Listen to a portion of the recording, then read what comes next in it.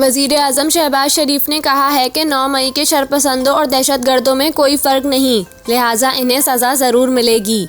वज़ीर आज़म शहबाज शरीफ ने पेशावर में रेडियो पाकिस्तान की इमारत का दौरा किया, जहां डीजी रेडियो पाकिस्तान ने इन्हें 9 मई के हवाले से ब्रीफिंग दी।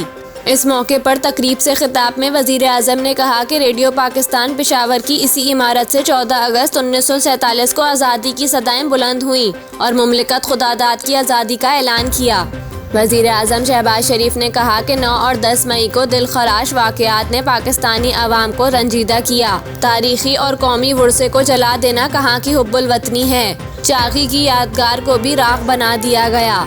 कौमें अपने तारीख़ी विरसे और शनाख्त की हिफाजत करती हैं, लेकिन यहाँ जला दिया गया।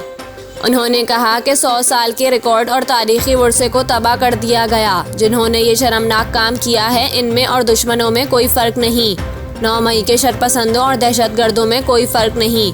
शरपसंदों को कानून और आइन के मुताबिक ज़रूर सज़ा मिलेगी।